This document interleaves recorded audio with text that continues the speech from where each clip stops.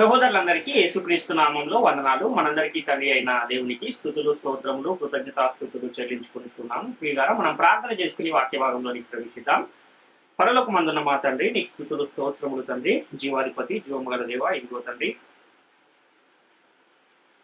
మా జీవితాల్లో తండ్రి మీరు అనుగ్రహించిన మరొక శ్రేష్టమైన దినమును బట్టి మీకే స్థుతులు, స్తోత్రములు. ఇదిగో తండ్రి, పరిశుద్ధ గ్రంథం నుండి మేము మరి ఒక అంశమును పరిశీలించుండగా ఆత్మ సంబంధమైన సంగతులతోనే సరిపోల్చుకుని సర్వసత్యము తండ్రి ఉన్నట్టుగా గ్రహించి నీవు నా మహాలోకానికి తండ్రి మేమును మాతో అనేకులను తీసుకొచ్చే కృపాభాగ్యమును దయచేయమని మా ప్రభువును రక్షకుడు ఆయన యేసుక్రీస్తు వారి అతి శ్రేష్టమైన నామంలో అడిగి స్తుతించి వేడుకొనుచున్నాము తండ్రి. ఆమేన్. ప్రియమైన దేవుని వారలారా, మనము గత కొన్ని వారాలుగా సర్టిఫికేట్ ఆఫ్ థియాలజీ అన్న శీర్షికలో అనేకమైన అంశాలను పరిశీలిస్తూ ఉన్నాం. అందులో ఈరోజు మోయలేని కాడి ఏది అన్న అంశాన్ని మనం పరిశీలించే ప్రయత్నం చేద్దాం. అయితే ఈ మోయలేని కాడి అనే విషయాన్ని గురించి మనము ఈరోజు పరిశీలిస్తూ ఉండగా బైబిల్ గ్రంథంలో ధర్మశాస్త్రాన్ని గురించి పౌలు గారు తన పత్రికలలో చాలా సార్లు అనేకమైన విషయాలను ప్రస్తావిస్తూ వస్తూ ఉన్నారు. యూదులతో, ఇశ్రాయేలీలతో తర్కించుచు అనేకమైన విషయాలను ఆయన తెలియజేస్తున్నాడు. అందులో భాగంగానే యేసుక్రీస్తు పౌలు గారు ఈ ధర్మశాస్త్రాన్ని యేసుక్రీస్తు శిలువలో కొట్టివేశాడు అని కూడా అనేకమైన సాక్ష్యాధారాలతో చెప్పిన సందర్భాలు కూడా మనకు అనేకము కనబడుతూ ఉంటాయి. కాబట్టి ఆనాడు అదేవిధంగా నేడు కూడా చాలా మంది ధర్మశాస్త్రం అనేది ఇంకా కొట్టివేయబడలేదు, అమల్లోనే ఉంది అనే ఒక భ్రమలో క్రైస్తవ సమాజం అంతా కూడా నేటి కాలంలో ఉంది. అదేవిధంగా ఆ రోజు కూడా, అంటే యేసుక్రీస్తు వారు ధర్మశాస్త్రాన్ని శిలువలో కొట్టివేసి పరలోకానికి వెళ్ళిపోయిన ఆ రోజుల్లో కూడా చాలా మంది ఇంకా ధర్మశాస్త్రం అనేది అమల్లోనే ఉంది అనే భ్రమలోనే ఉన్నారు. కాబట్టి గతంలోనే మనం ధర్మశాస్త్రాన్ని గురించిన అనేకమైన అంశాలను పరిశీలించాము. ఒకవేళ ధర్మశాస్త్రం కనుక అమల్లో ఉంటే క్రైస్తవుల పరిస్థితి ఎలా ఉంటుంది అన్న విషయాన్ని కూడా మనం ఇదివరకే పరిశీలన చేశాం. అయితే ఈ ధర్మశాస్త్రం అమల్లో ఉందనే వారు నేటి కాలంలో అన్యజనులుగా ఎంచబడే ప్రమాదం ఉంది. అంటే ధర్మశాస్త్రం నేటికి అమల్లో ఉందని వీళ్ళు ఒప్పుకుంటే గనక క్రైస్తవులుగా వీళ్ళు ఎంచబడరు, అన్యజనులుగా ఎంచబడతారు అన్న విషయం తెలియదు వీళ్ళకు. కాబట్టి ఏమంటున్నారంటే ఇంకా ధర్మశాస్త్రం అమల్లోనే ఉంది అని నేటి కాలంలో చాలా మంది బోధిస్తూ ఉన్నారు, అనుసరిస్తూ ఉన్నారు. కాబట్టి పౌలు గారు గలతీ సంఘములో సువార్తను ప్రకటించి సంఘాన్ని ఆయన స్థిరపరిచి కొంతకాలమైన వేరే ప్రాంతానికి వెళ్ళొచ్చేసరికి అక్కడ ఏం జరిగింది అని మనం ఆలోచిస్తే అక్కడ వేరే కొంతమంది వచ్చి భిన్నమైన సువార్తను ప్రకటించిన ఒక పరిస్థితి మనకు కనబడుతుంది. వాళ్ళు ప్రకటించారు కానీ అక్కడ ఉన్నవారు కూడా ఏం చేశారంటే దాన్ని అంగీకరించేసిన పరిస్థితి. కాబట్టి ఆయన మీరు ఇంత త్వరగా ఈ భిన్నమైన సువార్త తట్టుకు తిరిగిపోవుట చూడగా నాకు ఆశ్చర్యము కలుగుచున్నది అని తన యొక్క బాధను వ్యక్తపరుస్తున్న ఒక పరిస్థితిని కూడా మనము గలతీ పత్రిక 1వ అధ్యాయంలోనే చూస్తాం. కాబట్టి గలతీ సంఘంలో భిన్నమైన సువార్తను ప్రకటించే వారు కూడా క్రీస్తును అంగీకరించిన వారే. అంటే ఆ క్రీస్తును అంగీకరించిన వారు కూడా ఏమైపోయారంటే భిన్నమైన సువార్త తట్టుకు తిరిగిపోయిన పరిస్థితి మనకు కనబడుతుంది.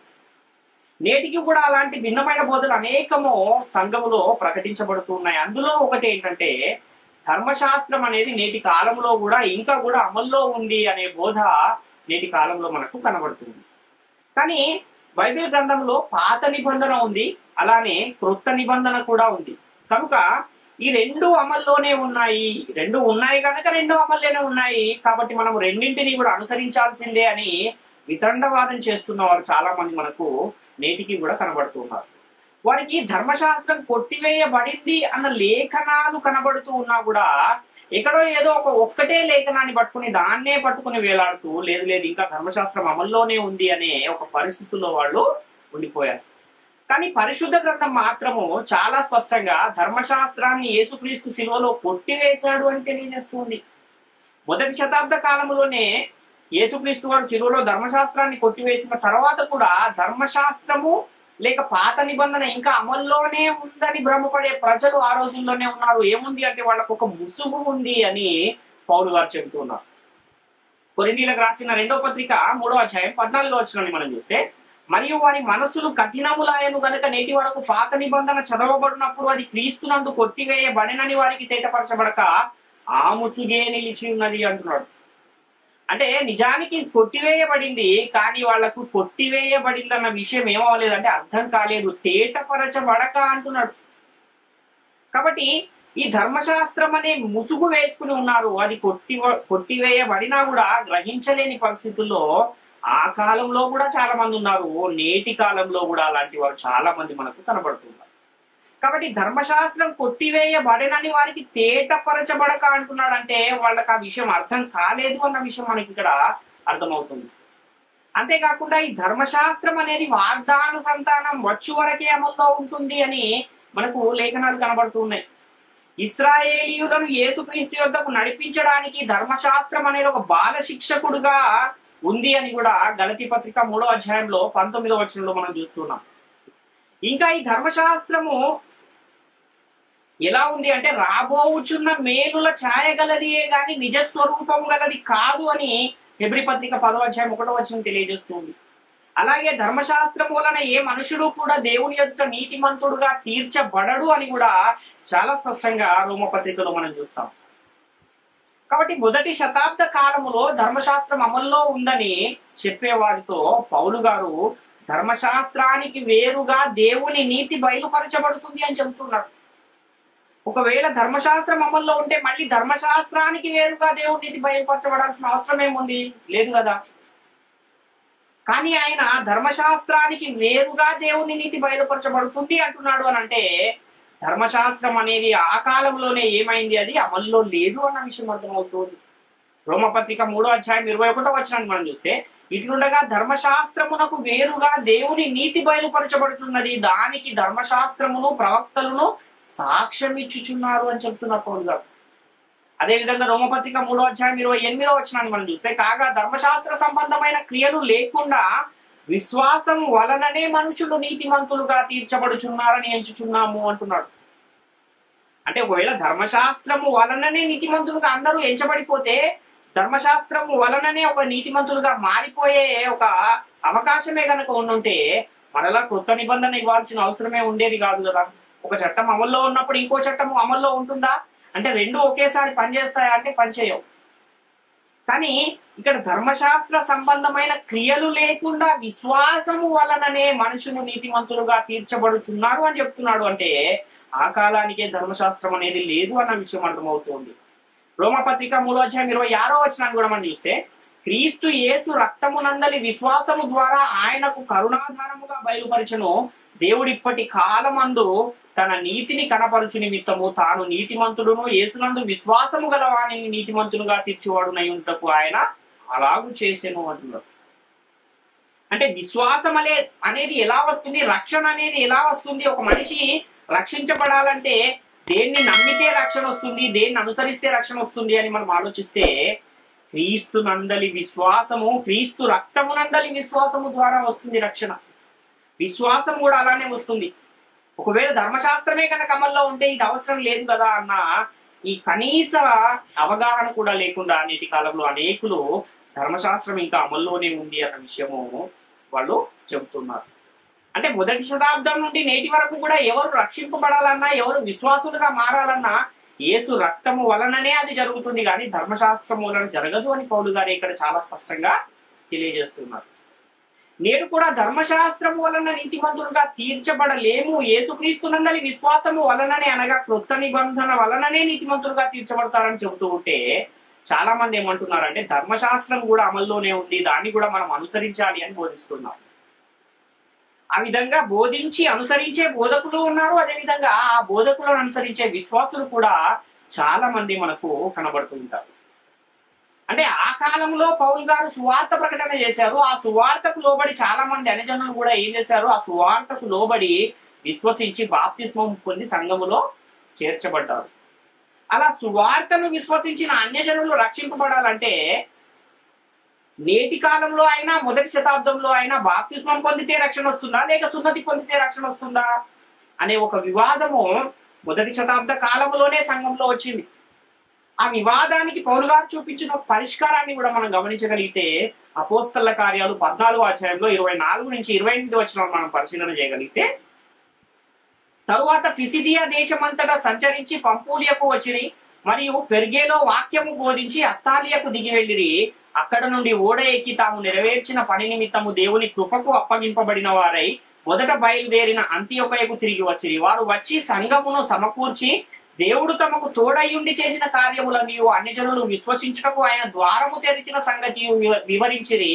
పిమ్మట వారు శిష్యుల యొద్ద బహుకాలము గడిపిరి అని ఇక్కడ పౌలు గారు చెప్తున్నారు. అంటే పౌలు గారు అన్యజనుల యొద్దకు వెళ్ళి ఈ యెరూషలేము నుండి బయటకు వెళ్ళి అన్యజనులు ఉన్న ఆ ప్రాంతాలలో వెళ్ళి ఏం చేస్తున్నారు? సువార్త ప్రకటిస్తూ ఉన్న పరిస్థితి కనబడుతుంది.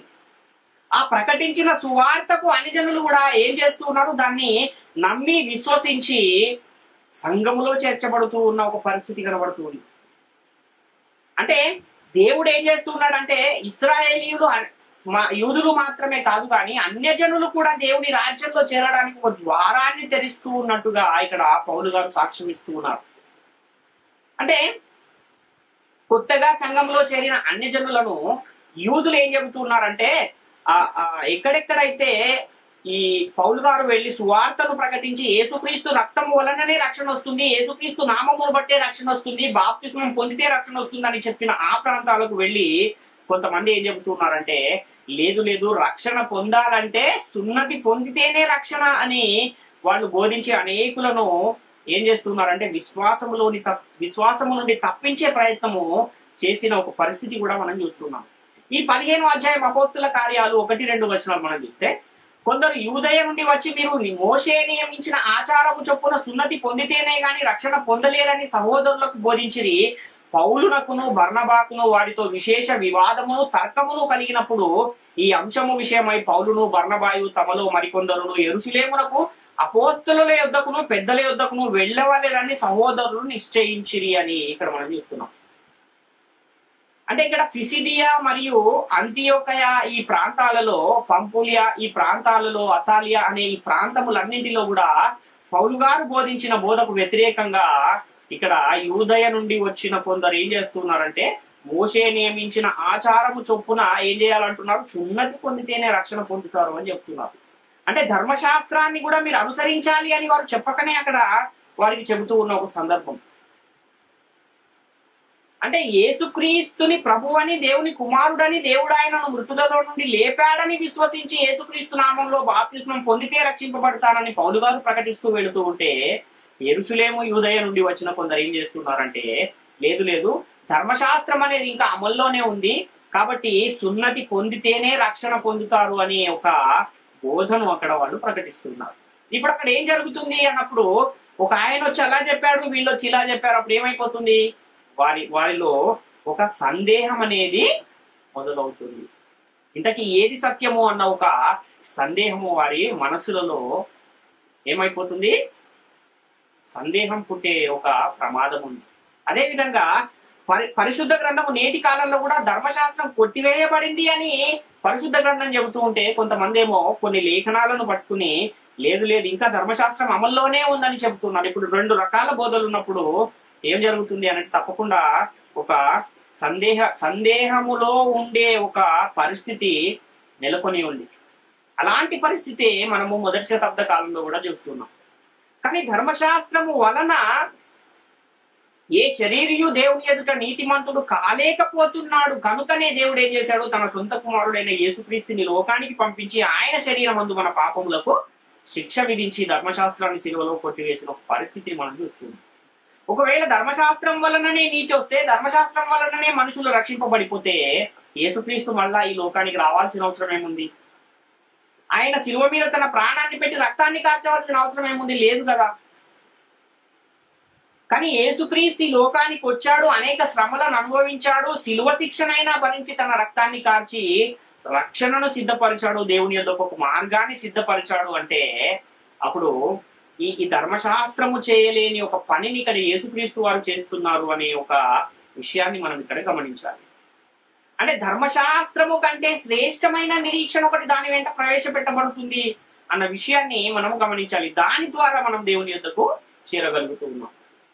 అలాంటి పరిస్థితుల్లో మోషే నియమించిన ఆచారము చొప్పున సున్నతి పొందితేనే రక్షణ అని ఆ రోజు కొంతమంది ఎలాగైతే ప్రకటిస్తున్నారో నేటి కాలంలో కూడా ధర్మశాస్త్రము కొట్టివేయబడినా కూడా, లేఖనాధారాలు కనబడుతున్నా కూడా అది ఇంకా అమల్లోనే ఉంది అని మోయలేని ఒక కాడిని శిష్యుల మెడ మీద పెట్టే ప్రయత్నము నేటి కాలంలో కూడా జరుగుతుంది. ఆ కాలంలో ఎలాగైతే జరిగిందో నేటి కాలంలో కూడా అలానే జరుగుతూ ఉన్న పరిస్థితిని మనం చూస్తున్నాం. ఎవరికైతే ఆ ధర్మశాస్త్రం ఇవ్వబడిందో వారికే అది మోయలేని కాడిగా ఉన్నప్పుడు మనకు అసలు సంబంధమే లేని ధర్మశాస్త్రము ఎవరికైనా సరే అది మోయలేని కాడి అనే విషయాన్ని ఇక్కడ ఈ ధర్మశాస్త్రం అమల్లో ఉంది అని బోధించేవారు గ్రహించలేకపోతుంది. అపోస్తల కార్యాలు 15వ అధ్యాయము 3 నుంచి మనం 9 వచనాల వరకు గమనిస్తే, కాబట్టి వారు సంఘము వలన సాగనంపబడి ఫినికే సమరయ దేశముల ద్వారా వెలుచు అన్యజనులు దేవుని వైపు తిరిగిన సంగతి తెలియపరిచి సహోదరులకు అందరికీ మహా సంతోషము కలుగజేసిరి. వారు యెరూషలేమునకు రాగా సంఘపు వారును అపోస్తలులను పెద్దలను వారిని చేర్చుకుని దేవుడు తమకు తోడై ఉండి చేసినవన్నీ వారు వివరించిరి. పరిసయ్యుల తెగలో విశ్వాసులైన కొందరు లేచి అన్యజనులకు సున్నతి చేయింపవలెననియు మోషే ధర్మశాస్త్రమును గైకొనుడనియు వారికి ఆజ్ఞాపింపవలెననియు చెప్పిరి. అప్పుడు అపోస్తలులను పెద్దలను ఈ సంగతిని గూర్చి ఆలోచించుటకు కూడి వచ్చిరి. బహు తర్కము జరిగిన తర్వాత పేతురు లేచి వారితో ఇట్లా, నేను సహోదరులారా, ఆరంభమందు అన్యజనులు నా నోట సువార్త వాక్యము విని విశ్వసించులాగున మీలో నన్ను దేవుడు ఏర్పరచుకొనేనని మీకు తెలియను. మరియు హృదయములను ఎరిగిన దేవుడు మనకు అనుగ్రహించినట్టుగానే వారికి పరిశుద్ధాత్మను అనుగ్రహించి ఉన్నాడు వారిని గూర్చి సాక్ష్యం ఇచ్చెను. వారి హృదయములను విశ్వాసము వలన పవిత్రపరిచి మనకును వారికి ఏ భేదమైనను కనపరచలేదు అని ఇక్కడ పేతురు గారు చెప్తున్నారు. ఎప్పుడైతే ఈ వివాదం అనేది వచ్చిందో, ఆ వివాదం వచ్చిన తర్వాత అక్కడ వాళ్ళు తర్కము చేశారు కానీ దాని గురించి మాట్లాడుకున్నారు కానీ అక్కడ ఏది కూడా తేలలేదు. ఆ విషయం రక్షణ పొందాలంటే సున్నతి పొందాలా లేక బాప్తిస్మం పొందాలా, యేసుక్రీస్తు నామమందు విశ్వాసం ఉంచాలా అన్న విషయంలో క్లారిటీ రాలేదు, ఒక స్పష్టత రాలేదు. కనుక వాళ్ళు ఏం చేశారంటే యెరూషలేమునకు వచ్చినప్పుడు అక్కడ కూడా యెరూషలేములో కూడా పరిసయ్యులలో ఉన్న విశ్వాసులు ఏం చెబుతున్నారంటే, ఇప్పుడే క్రొత్తగా సంఘములో చేరిన ఈ అన్యజనులకు మోషే ఆచారము చొప్పున సున్నతి చేయింపవలెను అని వాళ్ళు చెప్తున్నారు. అప్పుడు పేతురు గారు లేచేయమంటున్నాడంటే, లేదు లేదు, అన్యజనులకు నా వలన సువార్త ప్రకటించినప్పుడు నేను ఏదైతే దర్శనాన్ని నేను అక్కడ చూచానో ఆ దర్శనాన్ని మీకు ముందే చెప్పాను కదా, ఆ ప్రకారంగా దేవుడు అన్యజనులకు ఇశ్రాయేలీలకు ఏ భేదము కూడా కనపరచలేదు అని అక్కడ పేతురు గారు చాలా స్పష్టంగా వారితో చెప్పిన ఒక సందర్భాన్ని మనం చూస్తున్నాం. అదేవిధంగా అపోస్తల కార్యాలు 15వ అధ్యాయం 10-11 వచనాలు కూడా మనం చూస్తే, కనుక మన పితరులైనను మనమైనను మోయలేని కాడిని శిష్యుల మెడ మీద పెట్టి మీరెందుకు దేవుని శోధించుచున్నారు? ప్రభు అయిన యేసుక్రీస్తు కృపచేత మనము రక్షణ పొందుదుమని నమ్ముచున్నాము కదా, అలాగే వారు రక్షణ పొందుదురు అని అంటున్నాడు ఇక్కడ. అంటే పేతురు గారు ఏం చెబుతున్నారంటే, అది యూదులము ఇశ్రాయేలీయులమైన మన పితరులకు మనకే అది మోయలేని కాడిగా ఉన్నప్పుడు ఆ కాడిని తీసుకెళ్లి మరలా ఈ అన్యజనుల మెడ మీద మీరు ఎందుకు పెట్టాలనుకుంటున్నారు? ఒకవేళ అలా మీరు పెట్టదలుచుకుంటే మీరు ఎవరిని శోధించు వారు అవుతారంటే దేవుణ్ణే శోధించు వారైపోతారు అని ఇక్కడ వారిని పేతురు గారు హెచ్చరిస్తూ ఉన్న ఒక సందర్భాన్ని మనం చూస్తున్నాం. అంటే ఈ పరిసయ్యులలో కొందరు ఏం చేస్తున్నారంటే, మోషే ధర్మశాస్త్రం ప్రకారం సున్నతి పొందాలని ఆజ్ఞాపించే ఆ ఆజ్ఞలు ఎలాంటివి అని అంటే, మోయలేని కాడి, ఆ ధర్మశాస్త్రములో ఉన్న ఆజ్ఞలే మోయలేని కాడి వంటివి అని ఇక్కడ పేతురు గారు చెబుతున్న సందర్భాన్ని మనం గమనించాలి. ఒకవేళ నేటి కాలములో కూడా కొంతమంది నమ్ముతున్నట్టు ఇప్పుడు ధర్మశాస్త్రం అమల్లో ఉంటే పేతురు ఏం చెప్పేవాడంటే, లేదు లేదు, వీరు చెప్పేది నిజము, సున్నతి పొందితేనే రక్షణ వస్తుంది అని చెప్పేవాడు పేతురు, ఒకవేళ ధర్మశాస్త్రం అమల్లో ఉంటే. కానీ అక్కడ పేతురు గారు ధర్మశాస్త్రం అనేది కొట్టివేయబడింది కనుకనే మనకైనను మన పితరులకైనను మోయలేని కాడిగా ఉన్న ఆ ధర్మశాస్త్రము వీళ్లకు కూడా ఏం చేయొద్దు, దాన్ని అనుసరించాలని చెప్పకూడదు అని అక్కడ చాలా స్పష్టంగా అసలు ధర్మశాస్త్రం అనేది నేటి కాలంలో అమల్లో లేదు అని చెబుతున్నాడు. ఒకవేళ అది అమల్లో ఉండి మీరు పాటించండి అని ఎవరికైనా మీరు చెబితే మీరు దేవునినే శోధించు వారు అవుతారు అని ఇక్కడ చాలా స్పష్టంగా పేతురు గారు చెబుతున్న ఆ సందర్భాన్ని మనం చూస్తున్నాం. అంటే పేతురు గారు కూడా ధర్మశాస్త్రం నేటి కాలంలో అమల్లో లేదు, అది క్రీస్తునందు కొట్టివేయబడింది అని చాలా స్పష్టంగా ఇక్కడ ఆయన చెబుతూ ఉన్న సందర్భాన్ని మనం గమనించాలి. ఇంతకీ ఏది మోయలేని కాడి అంటే ఏమిటి అని మనం ఆలోచన చేస్తే, ధర్మశాస్త్రమే మోయలేని కాడిగా ఇక్కడ పేతురు గారు చాలా స్పష్టంగా తెలియజేస్తున్నారు. అపోస్తల కార్యాలు 15:5 పరిసయ్యుల తెగలో విశ్వాసులైన కొందరు లేచి అన్ని జనులకు సున్నతి చేయింపవలెనని మోషే ధర్మశాస్త్రమును గైకొనుడని వారికి ఆజ్ఞాపింపవలెనని చెప్పిరి. తర్వాత 1వ వచనాన్ని కూడా మనం చూస్తే, కొందరు యూదయ నుండి వచ్చి మీరు మోషే నియమించిన ఆచారము చొప్పున సున్నతి పొందితేనే గాని రక్షణ పొందలేరని సహోదరులకు బోధించిరి. అంటే మొదటి నుంచి వీళ్ళు చెబుతున్న ఈ ధర్మశాస్త్రాన్ని గురించిన ఆజ్ఞను వీరు గైకొనాలని చెప్పమంటూ ఉన్నారు. అదేవిధంగా సున్నతి పొందాలి అని వాళ్ళు చెబుతూ ఉన్న ఆ ఆజ్ఞలు ఎలాంటివి అని పౌలు గారు చెబుతున్నారంటే ఇది మోయలేని కాడి అని చెబుతున్నారు. అంటే ధర్మశాస్త్రంలో ఉన్న ఆజ్ఞలే మోయలేని కాడిగా ఇక్కడ పేతురు గారు చాలా స్పష్టంగా తెలియజేస్తున్నారు. కాబట్టి ఆ ధర్మశాస్త్రం అనే మోయలేని కాడిని శిష్యుల మెడ మీద పెట్టవద్దు అని పేతురు గారు చెబుతున్నారు. అందుకే పౌలు గారు కూడా ధర్మశాస్త్రమునకు వేరుగా దేవుని నీతి బయలుపరచబడుతున్నది అని చెబుతున్నారు. పేతురు గారి మొదటి ప్రసంగాన్ని విన్న యూదులు కూడా హృదయంలో నొచ్చుకుని ఏమడిగారు? అయ్యలారా మేము ఏమి చేతుము అని అడిగినప్పుడు పేతురు గారు ఏం చెబుతున్నారు? పాప క్షమాపణ నిమిత్తం మీలో ప్రతివాడు యేసుక్రీస్తు నామమున బాప్తిసం పొందుడి అంటున్నాడు, కానీ మీరు ధర్మశాస్త్రం ప్రకారం సున్నతి పొందుడి అని చెప్పట్లేదు. ఒకవేళ ధర్మశాస్త్రమే కనుక అమల్లో ఉంటే ఏం చెప్పేవాడు ఆయన అనంటే, మీరు మోషే ఆచారము ప్రకారము మీరు ధర్మశాస్త్రం ప్రకారము సున్నతి పొందుడి అని చెప్పేవాడు. కానీ ఆయన అలా చెప్పట్లేదంటేనే మనకి ఏమర్థం అవుతుంది అని అంటే, ధర్మశాస్త్రం అనేది మొదటి శతాబ్ద కాలానికే యేసుక్రీస్తు సిలువలో చనిపోయి సమాధి చేయబడి తిరిగి లేచి పరలోకానికి వెళ్ళిపోయిన ఆ కాలములోనే అది ఏమైపోయింది? కొట్టివేయబడిపోయింది అన్న విషయము మనకి ఇక్కడ పేతురు గారు చెబుతున్న ఈ సందర్భాన్ని మనం చూస్తున్నాం. అంటే అసలు యేసుక్రీస్తు లోకానికే ఎందుకు రావాల్సి వచ్చింది అన్న ప్రశ్న వేసుకోగలిగితే అప్పుడు దానికి సమాధానం మనకు చాలా స్పష్టంగా అర్థమవుతుంది. అంటే మోషే ద్వారా దేవుడు ఇశ్రాయేలీలకు ఇచ్చిన ధర్మశాస్త్రాన్ని వారు నెరవేర్చి ఉంటే గనుక, ఒకవేళ అనుసరించి ఉంటే గనుక యేసుక్రీస్తు లోకానికి రావాల్సిన అవసరమే ఉండేది కాదు. కానీ ఏ ఒక్కరు కూడా ఆదాము మొదలుకుని యేసుక్రీస్తు లోకానికి వచ్చేంత వరకు ఆ మధ్యకాలంలో ఏ ఒక్క మనిషి కూడా ధర్మశాస్త్రాన్ని ఏం చేయలేదు, అనుసరించిన దాఖలాలే లేవు. ఇశ్రాయేలీయులు యూదులు ధర్మశాస్త్రమును అతిక్రమించారు అన్న లేఖనాలు మనకు అనేకము కనబడుతూ ఉంటాయి. ఎక్కడి నుంచి?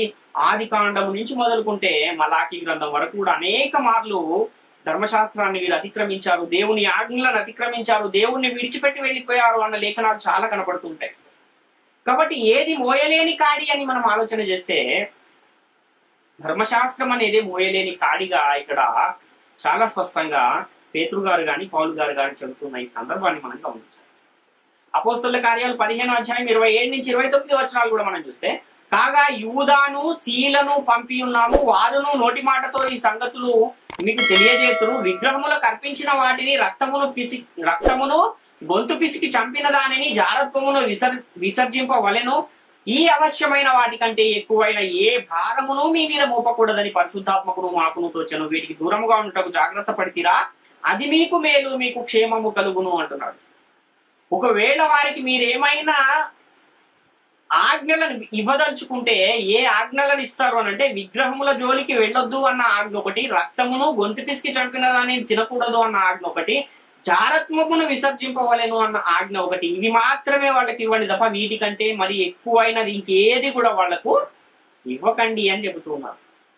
ఒకవేళ ధర్మశాస్త్రమే కనుక అమల్లో ఉంటే మోషే నియమించిన ధర్మశాస్త్రం ప్రకారం ప్రతి ఆజ్ఞను మీరు ఆచరించవలెను అని చెప్పేవాడు. అది అమల్లో లేదు కనుకనే అక్కడ ఈ అవశ్యమైన వాటికంటే ఎక్కువైన ఏ భారమును మీ మీద మోపకూడదని పరిశుద్ధాత్మకును మాకును తోచను అని ఇక్కడ పేతురు గారు చాలా స్పష్టంగా తెలియజేస్తున్నారు. కాబట్టి ధర్మశాస్త్రమును ఆచరించవలసిన అవసరం లేదు, కానీ గొంతు పిసికి చంపిన వాటిని, విగ్రహాలకు అర్పించిన వాటిని తినకూడదు. అదేవిధంగా ఇంకొక అది జారత్వమును విడిచిపెట్టే ఈ ఆజ్ఞలను మాత్రం వారికి చెప్పండి, కానీ ధర్మశాస్త్రమును గూర్చిన ఆజ్ఞలు వారికి మీరు చెప్పకండి, వారిని ఆచరించమని వారికి చెప్పకండి అని ఇక్కడ పౌలు గారు చాలా స్పష్టంగా తెలియజేస్తున్నారు. అంటే వారి మీద ఈ మోయలేని కాడిని పెట్టవద్దు అని చెబుతున్నారు పౌలు గారు. ఎందుకంటే మన పితరులు మనమే ఆ ధర్మశాస్త్రమును అనుసరించలేకపోయాము కనుక కొత్తగా దేవుణ్ణి అంగీకరించిన అన్యజనులను మీరు ధర్మశాస్త్రం అనుసరించండి అని చెబితే వాళ్ళు ఉంటారా ఆ ఆ దేవుని రాజ్యంలో, క్రీస్తు సంఘములో అంటే ఉండలేరు. ఎందుకంటే ఆ ఇశ్రాయేలీయులు, యూదులే వారికి ఇచ్చిన ధర్మశాస్త్రాన్ని ఎప్పుడు కూడా అనుసరించలేని పరిస్థితి. దీన్ని బట్టి ధర్మశాస్త్రం అనేది నేటి కాలంలో అమల్లో లేదు అనే విషయం మనకు చాలా స్పష్టంగా అర్థమవుతుంది. 2 కొరింథీ 3:14 చెప్పినట్టుగా వారి మనసులు కఠినములాయను గనుక నేటి వరకు పాత నిబంధన చదవబడినప్పుడు అది క్రీస్తునందు కొట్టివేయబడినని వారికి తేటపరచబడక ఆ ముసిగే నిలిచి ఉన్నది అంటున్నాడు. అంటే అది ఆల్రెడీ క్రీస్తునందు కొట్టివేయబడిపోయింది, కానీ ఆ కొట్టివేయబడిన సంగతి ఏమైందంటే వాళ్ళకి అర్థం కాలేదు, తేటపరచబడలేదు. కాబట్టి ధర్మశాస్త్రం అమల్లో ఉందనే వారి మనసులు ఏమైపోయాయి? ఆనాడు కానీ నేడు కూడా, నేడు ఎవరైనా ధర్మశాస్త్రాన్ని అమల్లో ఉంది అని చెబుతున్నారంటే వారి మనసులు కఠినములైపోయాయి. కనుకనే నేటి కాలంలో కూడా ఆ కఠిన మనస్సు గలవారే ధర్మశాస్త్రం అమల్లో ఉందని చెబుతున్నారు అన్న విషయాన్ని ఇక్కడ గమనించాలి. వారికి ఇంకా అర్థం కాలేదు, తేటపరచబడలేదు. ధర్మశాస్త్రము క్రీస్తునందు కొట్టివేయబడనని నేడు ప్రకటిస్తున్న వారికి కూడా ఏమైందంటే తేటపరచబడలేదు. గనుకనే వారు ధర్మశాస్త్రం ఇంకా అమల్లో ఉంది అని చెప్తున్నారు. మత్తయి సువార్త 11:28-30 మనం చూస్తే, ప్రయాసపడి భారము మోసుకొనిచున్న సమస్త జనులారా నా యుద్ధకు రండి, నేను మీకు విశ్రాంతి కలగజేతును. నేను సాత్వికుడను, దీన మనస్సు గలవాడను గనుక మీ మీద నా కాడి ఎత్తుకుని నా యుద్ధ నేర్చుకొనుడి, అప్పుడు మీ ప్రాణములకు విశ్రాంతి దొరుకును. ఏలయనగా నా కాడి సులువుగాను నా భారము తేలికగాను ఉన్నవి అని ఇక్కడ యేసుక్రీస్తు వారు చెబుతున్నారు. అంటే ఈ లోకంలో ఉన్నవారు యేసుక్రీస్తు వచ్చే సమయానికి ఏం చేస్తున్నారంటే భారాన్ని మోస్తూ ఉన్నారు అంటున్నాడు. ప్రయాసపడి భారము మోసుకొనుచున్న సమస్త జనులారా అన్న మాటను మనం గమనిస్తే అప్పటికే వారికి భారముగా ఉన్నదేది అంటే ధర్మశాస్త్రమే భారముగా ఉంది. ఆ భారంగా ఉన్న ధర్మశాస్త్రాన్ని వారు ఏం చేస్తున్నారు? మోస్తూ ఉన్నారు. కాబట్టి ఆ భారమైన ధర్మశాస్త్రాన్ని విడిచిపెట్టి నా యొద్దకు వస్తే నా కాడి ఎలా ఉంటుందంటే సులువుగా ఉంటుంది అంటున్నాడు, తేలికగా ఉంటుంది, నా భారము తేలికగా ఉంటుంది అని చెప్తున్నాడు. యోహాను సువార్త 1:17 మోషే ద్వారా ధర్మశాస్త్రము అనుగ్రహింపబడెను, కృపయు సత్యము యేసుక్రీస్తు ద్వారా కలిగేను అంటున్నాడు. ఏదైతే యేసుక్రీస్తు ద్వారా కృపయు సత్యము కలిగిందో ఆ కృపయు సత్యమే యేసుక్రీస్తు యొక్క కాడి. నా కాడి అని ఏదైతే చెబుతున్నాడో యేసుక్రీస్తు, అదే క్రొత్త నిబంధన, అదే కృపయు సత్యము, అదే నేడు మనం అనుసరించవలసిన అపోస్తలుల బోధ, ఆత్మ యొక్క నియమము, పరిశుద్ధులకు ఒకసారి అప్పగింపబడిన బోధ. కాబట్టి దాన్ని మనము నేడు అనుసరించాలి. కానీ ఆ ఇశ్రాయేలీయులకే భారముగా ఉన్న ఆ ధర్మశాస్త్రాన్ని వాళ్ళు అనుసరించలేకపోయారు, మనం కూడా దాన్ని అనుసరించలేము అన్న విషయాన్ని మనం గమనించాలి. ఎందుకంటే ఆ ధర్మశాస్త్రములో ఉన్న విధులు, ఆచారాలను మనం చూస్తే అవి చాలా భయంకరమైన ఆచారాలు. వాటిని అనుసరించే పరిస్థితి ఉంటుందా అంటే ఉండే అవకాశం లేదు. ఒక ధర్మశాస్త్రంలో ఉన్న ఒక విధిని గురించి మనం ఆలోచిస్తే ఆ పస్కా పండుగను జరుపుకునే ఆ సందర్భాన్ని కనుక మనం గమనిస్తే అక్కడ నిర్గమకాండం 12వ అధ్యాయంలో చెప్తాడు. ఇక్కడ ఏముంటుందంటే ఆ ఒక గొర్రెను మీరు, ఒక గొర్రె పిల్లను మీరు కోసుకుని దానిని ఏం చేయాలి? ఉడకబెట్టి తినేయాలి. దాన్ని మళ్ళా దాంట్లో ఏం చేయకూడదు? ఉప్పు, కారం అవన్నీ వేసుకోకూడదు. దాన్ని చేదు కూరలతో తినాలంటాడు. నడుము కట్టుకుని దాన్ని తినాలి. చెప్పులు తొడుగుకుని నడుము కట్టుకుని దాన్ని తినాలి. త్వరగా దాన్ని తినాలి. అంటే ఇలాంటి ఆచారాలు ధర్మశాస్త్రంలో ఉన్నాయి. వాటిని మనం నేడు అనుసరించే అవకాశం ఉందా అంటే లేదు. కాబట్టి వాళ్ళే దాన్ని అనుసరించలేనప్పుడు నేడు మనము దాన్ని ఎలా అనుసరిస్తామంటే అనుసరించనే లేము. కనుకనే ఆ ధర్మశాస్త్రాన్ని యేసుక్రీస్తు ఏం చేశాడు? సిలువలో దాన్ని కొట్టివేశాడు, దాన్ని తీసివేశాడు. సులువైన కాడిని, తేలికగా ఉన్న భారమును మన మీద ఉంచడానికి యేసుక్రీస్తు క్రొత్త నిబంధనను పరిశుద్ధాత్ముని చేత అపోస్తలుల ద్వారా సిద్ధపరిచి స్థిరపరిచి మన చేతులలో ఉన్న పరిశుద్ధ గ్రంథములో ఉంచాడు. దాన్ని మనము నేడు అనుసరించు వారమై ఉన్నాం. కాబట్టి క్రొత్త నిబంధన అనేది సులువైన కాడి, యేసుక్రీస్తు యొక్క కాడి, తేలికైన భారము అనే విషయాన్ని మనం ఇక్కడ చాలా స్పష్టంగా గమనించాలి. కాబట్టి ఈ పేతురు గారు ధర్మశాస్త్రాన్ని మోయలేని కాడి అంటున్నారు, కానీ యేసుక్రీస్తు వారు ఏమంటున్నారు?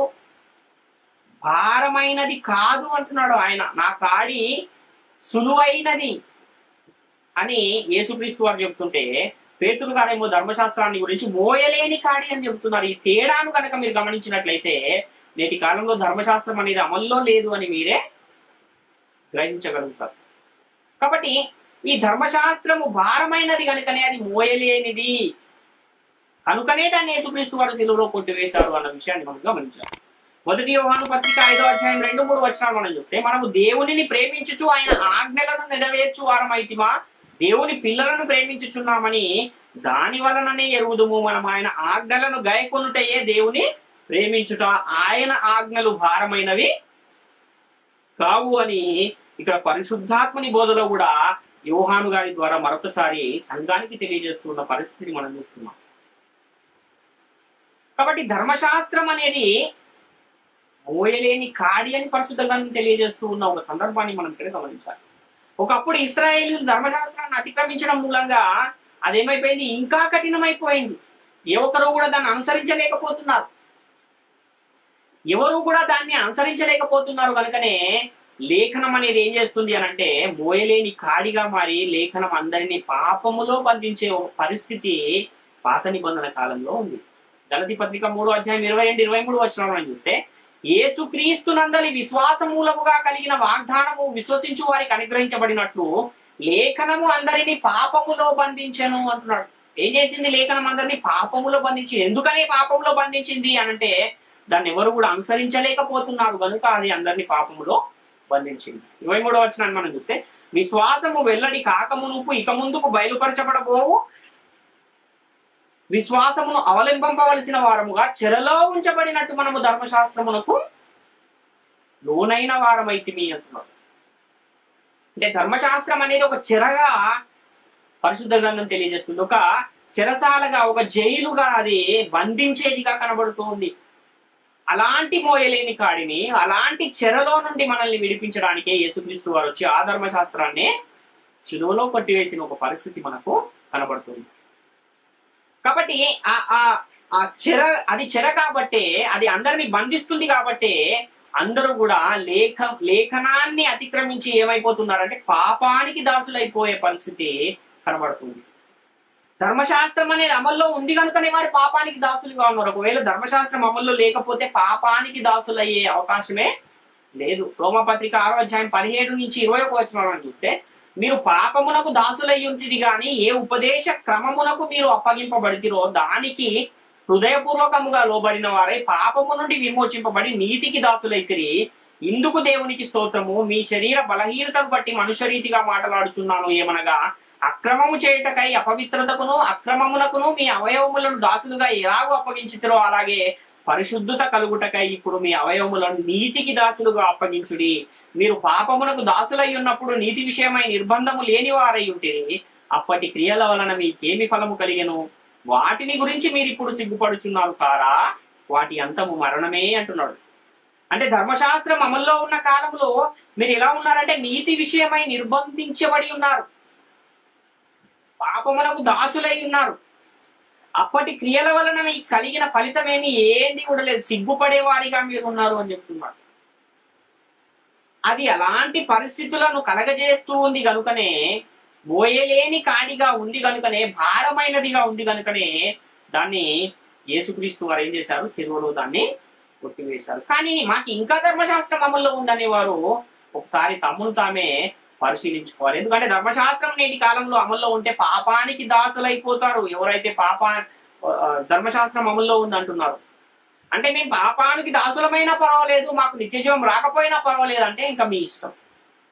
అలాగైతే మీకు ఇంకా ధర్మశాస్త్రం అమల్లోనే ఉంది. ధర్మశాస్త్రం అమల్లో ఉన్న కాలంలో అన్ని జనుల పరిస్థితిని గురించి పరిశుద్ధ గ్రంథం ఏం చెబుతుంది అన్న విషయాన్ని కూడా మనం ఒకసారి ఆలోచిస్తే, అపోస్తల కార్యాలు 10వ అధ్యాయం 28-29 వచనాల్లో, అప్పుడు అతడు అన్య జాతి వానితో సహవాసము చేయుటైనను అట్టి వాణిని ముట్టుకొనుటైనను యూదునికి ధర్మము కాదని మీకు తెలియను. అయితే ఏ మనుషుడును నిషేధింపదగిన వాడని అయినను అపవిత్రుడని అయినను చెప్పకూడదని దేవుడు నాకు చూపించి ఉన్నాడు. కాబట్టి నన్ను పిలిచినప్పుడు అడ్డమేమీ చెప్పక వచ్చితిని గనుక ఎందు నిమిత్తము నన్ను పిలువనంపితిరో దానిని గూర్చి అడుగుచున్నానని వారితో చెప్పాను. ఇక్కడ పేతురు గారు కొర్నేలి ఇంటికి వెళ్ళిన సందర్భంలో మాట్లాడుతున్న మాటలు. అంటే పేతురు గారు ఆ కొర్నేలి ఇంటికి రాకముందే ఆయన సీమోను అనే ఒక చర్మకారుని ఇంట్లో ఉన్నప్పుడే ఆయనకు ఒక దర్శనము దేవుడు చూపించాడు. ఏంటంటే అన్యజనులు కూడా యూదులతో సహపౌరులే అన్న ఒక దర్శనాన్ని చూపించి, అంతకు ముందేమో అన్యజనులను యూదులు ముట్టుకొనుటయే ధర్మము కాదన్న లేఖనాలు ఉన్నాయి కదా అనే ఒక సందేహం ఆయనకు వచ్చినప్పుడు, అక్కడ ఆ దర్శనము ద్వారా అన్యజనులు కూడా మీతో సహపౌరులే, దేవుని ఇంటివారే అన్న ఒక విషయాన్ని పేతురు గారికి అర్థం చేయించడానికి ఆయనకు ఒక దర్శనాన్ని చూపించి మరి ఈ విషయాన్ని ఆయనకు చెప్పిన పరిస్థితి. అంటే ఈ ధర్మశాస్త్రము అమల్లో ఉన్నప్పుడు అన్యజనుల పరిస్థితి ఎలా ఉంది అని అంటే, అట్టి వాణిని ముట్టుకొనుటే అయినను యూదునికి ధర్మము కాదు అంటున్నాడు. అంటే అన్యజనులతో సహవాసము చేసే పరిస్థితి కూడా లేదు, వారిని ముట్టుకునే పరిస్థితి కూడా లేదు. ఇప్పుడు ధర్మశాస్త్రం కనుక అమల్లో ఉంటే మళ్ళీ అదే పరిస్థితుల్లో నేటి కాలంలో ఉన్న క్రైస్తవులు కూడా ఉండాల్సిన పరిస్థితి ఉంటుంది. ఒకవేళ నేటి కాలంలో చాలా మంది ఏం చేస్తున్నారంటే ఇజ్రాయెల్ యాత్రలకు వెళ్తున్నారు. ఒకవేళ ధర్మశాస్త్రం అమల్లో ఉందని ఆయన ఇస్రాయేల్ దేశానికి వెళ్ళినప్పుడు అక్కడ ఎవరైనా యూదులు కనబడితే మీరు ఎవరు అని అంటే మేము క్రైస్తవులం అన్నాడు అనుకోండి, అంటే ధర్మశాస్త్రము లేనివారు అన్యజనులు కనుక ఒకవేళ ధర్మశాస్త్రం అమల్లో ఉంది అని అంటే వాళ్ళు ఏం చేస్తారు, దగ్గరికి వస్తే దూరం ముట్టుకోకండి అంటారు. అమల్లో ఉందనే వాళ్ళకి నిజానికి అది ధర్మశాస్త్రం అమల్లో లేదు, కానీ ధర్మశాస్త్రం అమల్లో ఉందని చెప్పేవారు మరి ఏ ఏ లేఖనాలను బట్టి అలా చెప్తున్నారో వాళ్ళే ఒకసారి తమను తాము పరిశీలించుకోవాలి.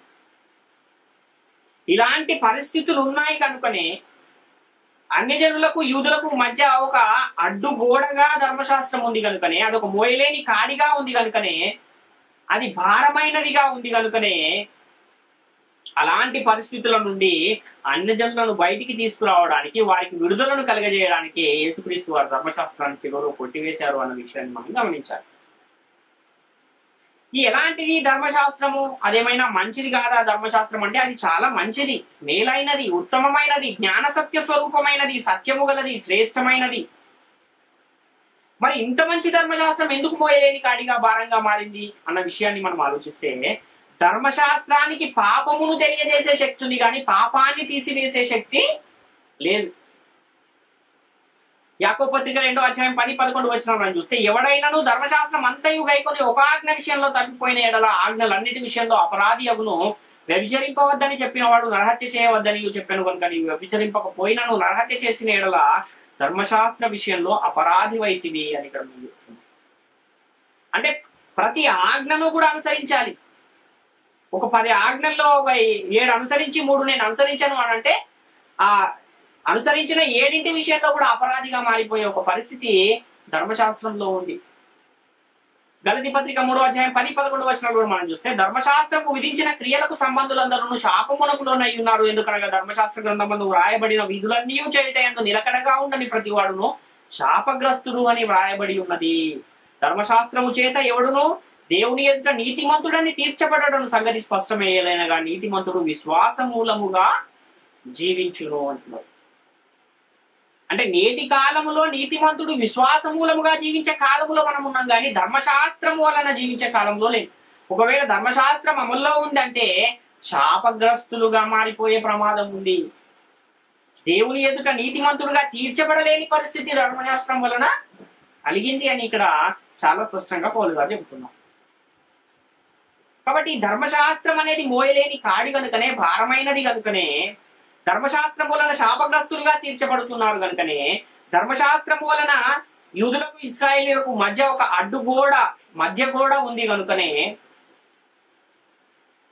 యేసుక్రీస్తు వారి ధర్మశాస్త్రాన్ని శిలువలో కొట్టివేసిన ఒక పరిస్థితిని మనం చూస్తున్నాం. కానీ యేసుక్రీస్తు ధర్మశాస్త్రాన్ని కొట్టివేసినా కూడా ఇంకా అది మా అమల్లోనే ఉందని చాలా మంది భ్రమపడుతున్నారు. ఎఫెసీ పత్రిక 2వ అధ్యాయం 14వ వచనంలో, ఆయన మన సమాధానమై ఉండి మీకును మాకును ఉండిన ద్వేషమును అనగా విధిరూపకమైన ఆజ్ఞలు గల ధర్మశాస్త్రమును తన శరీరమందు కొట్టివేయుట చేత మధ్య గోడను పడగొట్టి మన ఉభయులను ఏకము చేసెను అంటున్నారు.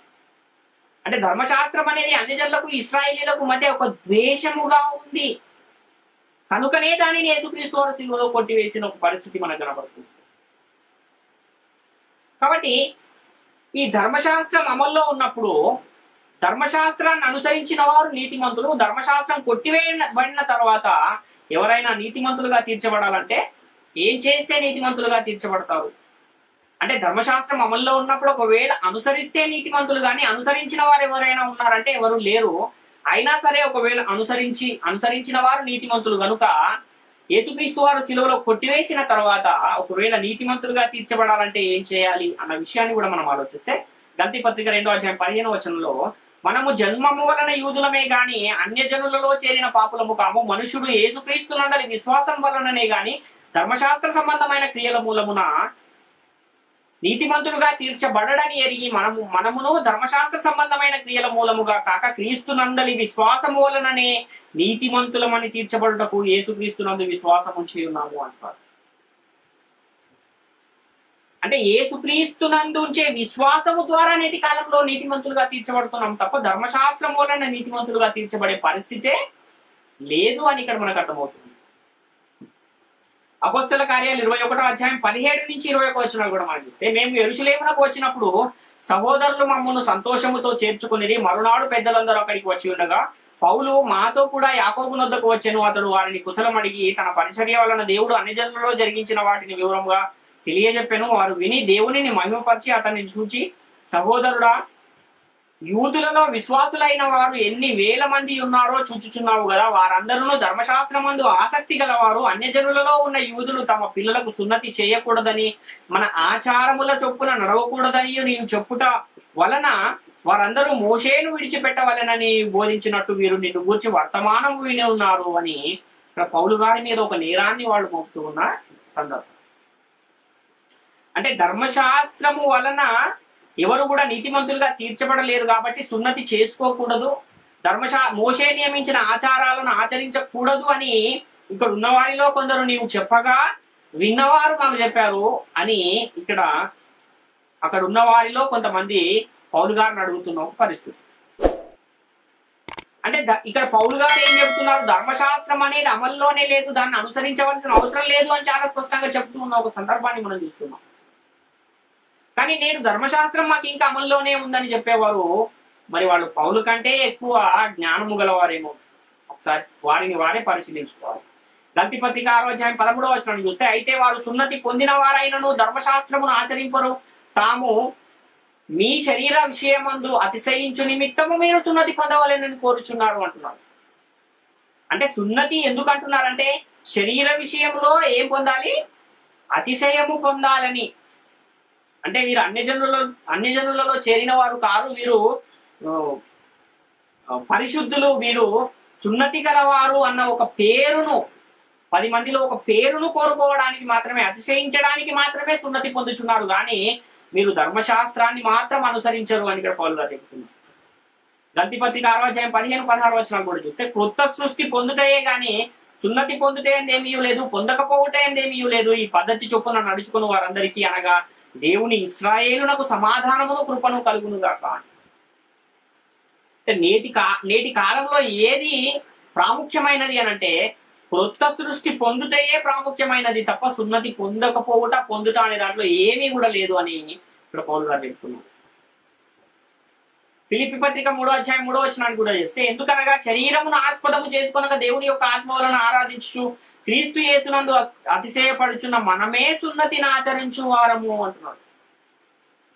అంటే చేతితో చేయబడే సున్నతి కాదు, కానీ క్రీస్తు యేసునందు అతిశయపడుటయే సున్నతి ఆచరించుట అని ఇక్కడ పౌలు గారు చాలా స్పష్టంగా తెలియజేస్తున్నారు. కాబట్టి సున్నతి అనేది అంత ప్రాముఖ్యమైనది కాదు అని ఇక్కడ చాలా స్పష్టంగా పౌలు గారు తెలియజేస్తున్న ఒక సందర్భాన్ని మనం చూస్తున్నాం. గలతీ పత్రిక 5:23-24 చూస్తే, గలతీ పత్రిక 5:23-24 ఇట్టి వాటికి విరోధమైన నియమమేది లేదు, క్రీస్తు యేసు సంబంధులు శరీరమును దాని ఇచ్చలతోనూ దురాశలతోనూ సిలువ వేసి ఉన్నారు అంటున్నారు. అంటే ఈ లోకానికి మనము సిలువ వేయబడిన వారముగా ఉండాలి, శరీరేచ్ఛలను దురాశలను సిలువ వేయాలి అని ఇక్కడ పౌలు గారు చెప్తున్నారు. కాబట్టి ఈ సున్నతి పొందడం అనేది అంత ప్రాముఖ్యమైనది కాదు, కానీ ధర్మశాస్త్రాన్ని అనుసరించడం కూడా ప్రాముఖ్యమైనది కాదు, కానీ యేసుక్రీస్తునందు విశ్వాసం ఉంచడమే అతి ప్రాముఖ్యమైనది. క్రీస్తు సువార్తనందు మనం అతిశయపడటమే ప్రాముఖ్యమైనది. యేసుక్రీస్తును ప్రభువని, దేవుడాయనను మృతులలో నుండి లేపాడని, యేసుక్రీస్తు దేవుని కుమారుడని, యేసుక్రీస్తు నామమున బాప్తిసం పొందిన వాడే రక్షింపబడతాడు తప్ప ధర్మశాస్త్రాన్ని అనుసరించేవారు, సున్నతి చేసుకునేవారు రక్షింపబడరు అని ఇక్కడ పౌలు గారు చాలా స్పష్టంగా తెలియజేస్తున్నారు. ఈ సున్నతి ఎలాంటి సున్నతిని పొందాలంటే హృదయ సంబంధమైన సున్నతి పొందాలి తప్ప ఈ బాహ్య సంబంధమైన సున్నతి అంత ప్రాముఖ్యమైనది కాదు, అది అసలు అవసరమే లేదు అని ఇక్కడ పౌలు గారు చాలా స్పష్టంగా తెలియజేస్తూ ఉన్న ఒక సందర్భాన్ని మనం చూస్తూ ఉన్నాం. కాబట్టి ఈ సున్నతి అని ఆ యూదులు అంతగా దాన్ని నొక్కి ఎందుకు చెబుతున్నారు అని అంటే, మోషే గారిచ్చిన ఆ ఆచారాలు, ఆ నియమాలు, వాటన్నింటినీ కూడా వారు ఎక్కువగా దానిని అనుసరించాలి అని. అందులోనూ వారికి ఏదైతే సులువైనవో అవే చేస్తారు తప్ప కఠినమైన వాటిని మళ్ళా వాళ్ళు అనుసరించలేరు. అందుకనే మీరు దేవదూతల ద్వారా నియమింపబడిన ధర్మశాస్త్రమును పొందితిరి కానీ దానిని మీరు గైకొనలేదు అని కూడా స్టెఫెన్ ప్రసంగంలో మనము ఇశ్రాయేలీయులను గూర్చి ఆయన చెబుతున్న ఒక సందర్భాన్ని కూడా మనం చూస్తాం. కాబట్టి ఈ పాపం అనే చెర నుండి, లేఖనము యొక్క బంధకముల నుండి యేసుక్రీస్తు ధర్మశాస్త్రమును సిలువలో కొట్టివేయటం వలన మనల్ని ఏం చేశాడంటే ఆయన స్వతంత్రులనుగా చేసిన ఒక పరిస్థితి ఉంది. కానీ ఆ స్వతంత్రత మాకు అవసరం లేదు, మళ్ళా మేము దాసులం అయిపోతాము, అదే కాడి కిందికి మేము వెళ్ళిపోతాము, దాస్యము కిందనే మేము ఉంటాము అని ఒకవేళ అంటే దానికి కూడా అడ్డు చెప్పేది ఏం లేదు, అది మీ ఇష్టం. గలతీ పత్రిక 5వ అధ్యాయం 1-2 వచనాలు చూస్తే, ఈ స్వాతంత్ర్యమును అనుగ్రహించి క్రీస్తు మనలను స్వతంత్రులనుగా చేసి ఉన్నాడు కాబట్టి మీరు స్థిరముగా నిలిచి మరలా దాస్యమును కాడి క్రింద చిక్కుకొనకుడి. చూడుడి, మీరు సున్నతి పొందిన యెడల క్రీస్తు వలన మీకు ప్రయోజనమేమీ కలగదని పౌలను నేను మీతో చెప్పుచున్నాను. అంటే ఒకవేళ సున్నతి అనేదే మాకు కావాలంటే క్రీస్తు వలన మీకు రక్షణ రాదు, ప్రయోజనం కూడా ఏమీ కలగదు, నిత్య జీవం కూడా మీకు రాదు అని ఇక్కడ చాలా స్పష్టంగా తెలియజేస్తున్నాను. 1 కొరింథీ పత్రిక 7వ అధ్యాయం 19వ వచనాన్ని కూడా మనం చూస్తే, దేవుని ఆజ్ఞలను అనుసరించుటయే ముఖ్యము గాని సున్నతి పొందుటేందేమీ లేదు, సున్నతి పొందకపోవటేందేమీ లేదు అంటున్నాడు. కాబట్టి మోయలేని కాడి అయిన ధర్మశాస్త్రం వలన నేటి కాలంలో ఉన్న వారికి ఏ ప్రయోజనము కూడా లేదు అన్న విషయాన్ని ముందు గమనించారు. అందుకే పేతురు గారు ఏం చెబుతున్నారంటే అపోస్తుల కార్యాల్లో 15వ అధ్యాయంలో 10-11 వచనాల్లో, కనుక మన పితరులైనను మనమైనను మోయలేని కాడిని శిష్యుల మెడ మీద పెట్టి మీరెందుకు దేవుని శోధించుచున్నారు, ప్రభు అయిన యేసు కృపచేత మనము రక్షణ పొందుదుమని నమ్ముచున్నాము కదా, అలాగే వారును రక్షణ పొందుదురు అని అంటున్నాడు. మనకే అది మోయలేని కాడిగా ఉన్నప్పుడు మళ్ళా ఆ కాడిని తీసుకెళ్లి అన్యజనుల మెడ మీద పెట్టడం ఎంతవరకు అది సమంజసము, ఎంతవరకు అది న్యాయము అని ఇక్కడ పేతురు గారే ధర్మశాస్త్రాన్ని మోయలేని కాడి అని చెబుతున్న ఒక సందర్భాన్ని మనం చూస్తున్నాం. కాబట్టి ఏది మోయలేని కాడి అని అంటే, పాత నిబంధన కాలములో ఏదైతే మోషే ద్వారా ఇశ్రాయేలులకు దేవుడు ధర్మశాస్త్రాన్ని అనుగ్రహించాడో ఆ ధర్మశాస్త్రమే అది మోయలేని కాడిగా పౌలు గారు కూడా దాన్ని చెబుతున్నారు, అదేవిధంగా పేతురు గారు కూడా చెప్తున్నారు. అదేవిధంగా అనేకమైన లేఖనాధారాలతో ధర్మశాస్త్రం అనేది యేసుక్రీస్తు వారు సిలువలో కొట్టివేశారు, ఇప్పటికి అది అవసరం లేదు. ఎవరైనా రక్షింపబడాలంటే క్రీస్తునందు విశ్వాసం ఉంచాలి, యేసుక్రీస్తు నామమందు విశ్వాసం ఉంచాలి, యేసుక్రీస్తు నామమున ప్రార్థన చేయు వారెవరో వారే రక్షింపబడుదురు అని అనేకమైన లేఖనాలు మనకు పరిశుద్ధ గ్రంథంలో కనబడుతూ ఉన్నాయి.